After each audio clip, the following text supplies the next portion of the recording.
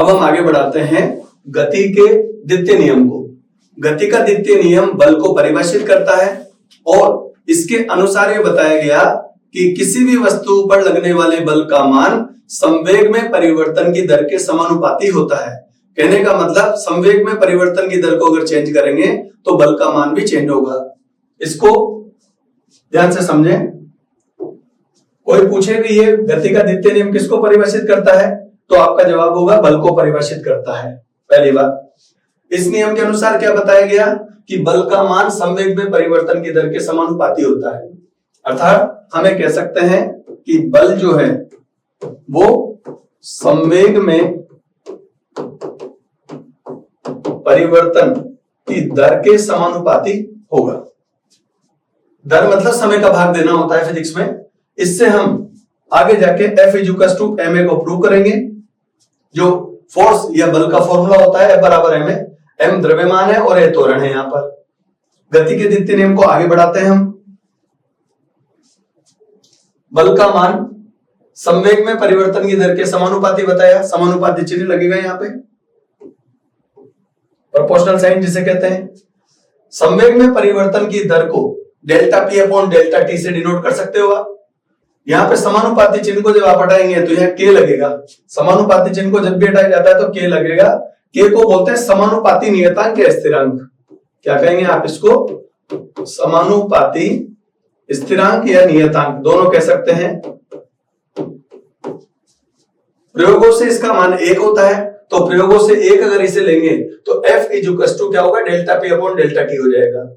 यहाँ P क्या है? संवेग है। अब दो प्रकार के संवेग काम आएंगे डेल्टा में, एक अंतिम संवेग और एक प्रारंभिक संवेग।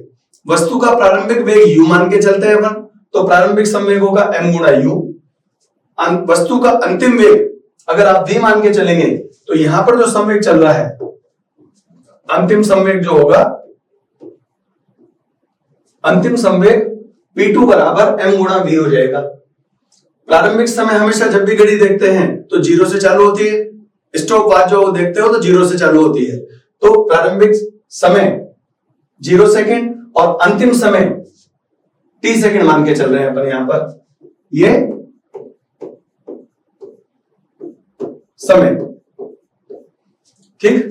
प्रारंभिक समय कितना माना? 0 सेकंड और अंतिम समय कितना मान के चल रहे हैं हम? t सेकंड मान के चल रहे हैं। हम आगे बढ़ाते हैं इसको। पहली विधि में हम डेल्टा काम में ले रहे हैं और दूसरी विधि में हम अवकलन काम में ले रहे हैं।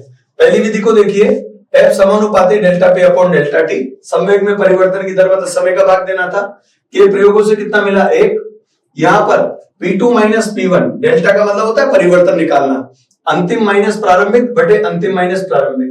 अंतिम संवेग mv हुआ, प्रारंभिक संवेग mu हुआ, अंतिम समय t था, प्रारंभिक समय अपने क्या माना? 0। तो यहां पर F का जो फॉर्मूला चल रहा है F बराबर mv minus mu t minus 0। आप m को कॉमन ले लो, m को कॉमन लेते क्या हो गया? v माइनस u बटा t। वेग में परिवर्तन की दर को त्वरण कहा गया है, तो m v माइनस u बटे t को क्या लिख देंगे? a।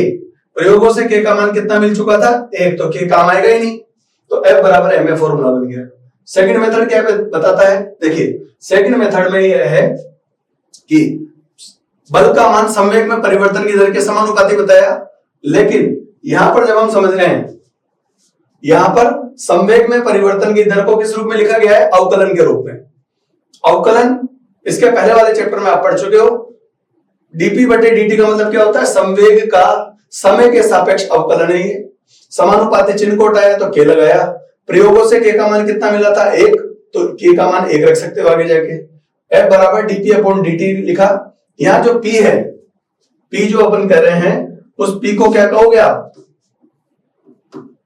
p को हम बोलते हैं संवेग, ठीक। संवेग लिखा।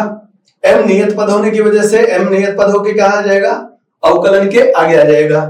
dv अपॉन dt को आगे जाके क्या लिख सकते हैं? त्वरण। तो F बराबर ma सिद्ध हो गया। दोनों मेथड, ये ध्यान रखिएगा, ये किसको बता रहा है? डेल्टा के आधार पर परिवर्तन को बता रहा है और ये अवकलन के आधार पर परिवर्तन को बता रहा है। दोनों मेथड में से कोई सा भी मेथड आप एग्जाम में कर सकते हैं।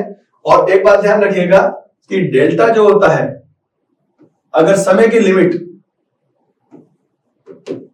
जीरो की ओर चल रही हो तो ये डी में चेंज हो जाता है। डेल्टा, आप इसे डेल्टा कहेंगे, और जब ये आगे जाके ये हो जाएगा तो ये कौन सा प्रोसेस हो जाएगा? अवकलन की प्रक्रिया हो जाएगी। इस बात का ध्यान रखना, जब समय जी की ओर अग्रसर, टी की ओर, मतलब टी जो टाइम है ना, टाइम समय, इसको अगर कहें तो ये कहां की ओर अग्रसर हो रहा है? जीरो की ओर, मतलब बहुत कम मान हो इसका समय का, उस अवस्था में डेल्टा को आप क्या लिख सकते हो? डी लिख सकते हो। तो दोनों मेथड सही हैं। आप ये मेथड काम में लें तो भी एफ बराबर एम आएगा, और अवकलन मेथड काम में लेंगे तब भी एफ बराबर एम आएगा। दोनों विधियां मैंने आपको बता दी हैं, आपकी बुक में एक ही दे रखी है। आप इन नोट्स को लिख भी सकते हैं आगे। इसके बाद ये जो हमने गति का द्वितीय नियम पढ़ा, इस गति के द्वितीय नियम को कैसे काम में ले सकते हैं? ये चित्र आप देख रहे हैं, इस चित्र में गति के द्वितीय नियम के उदाहरण को काम में लेकर हम बल को अगर घटाना है तो समय को बढ़ा दीजिए, तो इससे क्या होगा कि हमारे पास, जैसे गेंद को कैच कर रहे हैं तो खिलाड़ी क्या करते हैं? कैच करने के बाद हाथों को पीछे की ओर ले जाते हैं, जिससे क्या हो जाता है? समय बढ़ जाएगा। समय बढ़ जाने के कारण क्या होगा? हाथों पर लगने वाला बल कम हो जाएगा। इसलिए प्रशिक्षित व्यक्ति या अनुभवी खिलाड़ी हमेशा कैच करने के बाद में हाथों को कहां ले जाएगा? पीछे ले जाएगा। ये देखो, आप कैच किया और हाथों को पीछे की ओर ले जाना, इससे क्या हो गया? समय तो बढ़ जाएगा और हाथों पर लगने वाला बल कम हो जाएगा। ये चित्र में समझाया गया है। बल केवल समय में परिवर्तन पर निर्भर नहीं करता, बल्कि इस बात पर भी निर्भर करता है कि तीव्रता कितनी है। एक अभ्यस्त खिलाड़ी गेंद लपकते समय हाथों को पीछे की ओर ले जाता है, जिससे गेंद रोकने में समय ज्यादा लगेगा और बल की आवश्यकता कम होगी। ठीक, आगे हम बढ़ाते हैं। गति का तृतीय नियम। गति का तृतीय नियम क्रिया प्रतिक्रिया का नियम कहलाता है, और ये बल के गुण को दर्शाता है। एक बात और ध्यान रखना, ये किसको दर्शाएगा? बल के गुण को।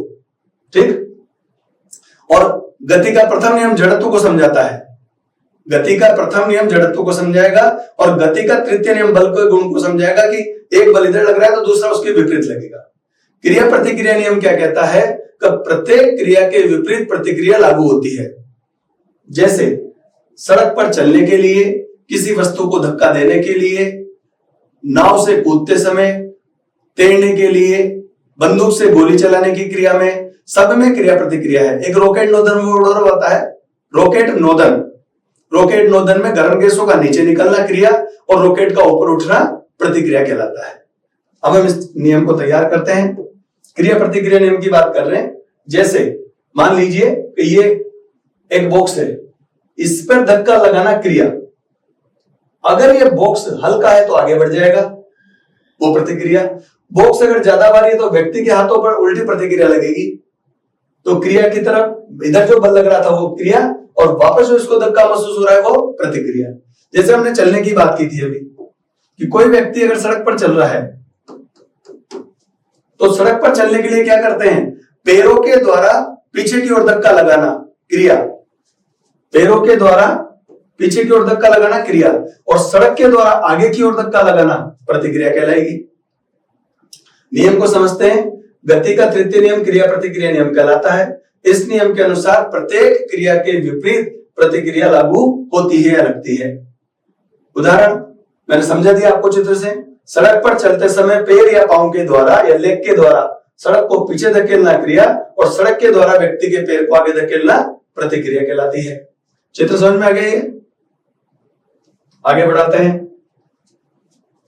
बंदूक से गोली चलने की क्रिया।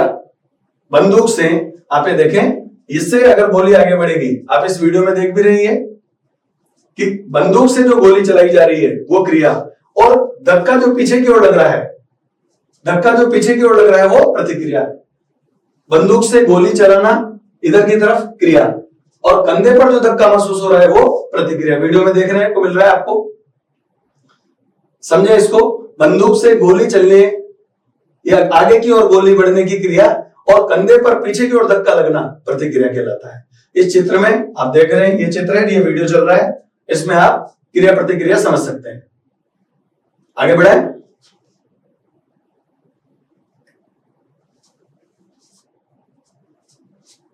तैराक के द्वारा, तैराक स्विमिंग पूल में कोई व्यक्ति अगर तैर रहा है, स्विमिंग पूल में अगर कोई व्यक्ति तैर रहा है तो हाथों के द्वारा पानी को पीछे की ओर धकेला जा रहा है, वो क्रिया, और पानी के द्वारा व्यक्ति को आगे की ओर धकेला जा रहा है, वो प्रतिक्रिया होती है। आप वीडियो में देख पा रहे हैं कि व्यक्ति अपने हाथों के द्वारा पानी को पीछे धकेल रहा है, क्रिया, और पानी इस व्यक्ति को आगे की ओर धकेल रहा है, उसे हम क्या कहेंगे? प्रतिक्रिया। ठीक है, समझे? लिखा हुआ है तैराक के द्वारा पानी को पीछे धकेलना क्रिया, और पानी के द्वारा व्यक्ति को आगे की ओर धकेलना प्रतिक्रिया कहलाता है। ये एग्जाम्पल नाव से कूदते समय भी कह सकते हो। नाव से कूदने के लिए किनारे की ओर आप जंप लगाएंगे तो नाव के द्वारा, आपके पैर के द्वारा जो नाव को धक्का दिया गया वो क्रिया, और व्यक्ति जब किनारे की ओर कूदेगा तो नाव के द्वारा व्यक्ति के पैर को धक्का देना प्रतिक्रिया। रॉकेट नोजल मैंने समझाया आपको। रॉकेट नोजल की क्रिया क्या है? रॉकेट में गर्म गैस से नीचे आती है, वो क्रिया, और रॉकेट अंतरिक्ष की ओर ऊपर उठता है, उसे भी प्रतिक्रिया कर सकते हैं। बंदूक से गोली चलाने की क्रिया इसके पहले वीडियो में हम देख चुके हैं, और ये आपने तैराक वाला एग्जांपल देखा इसमें।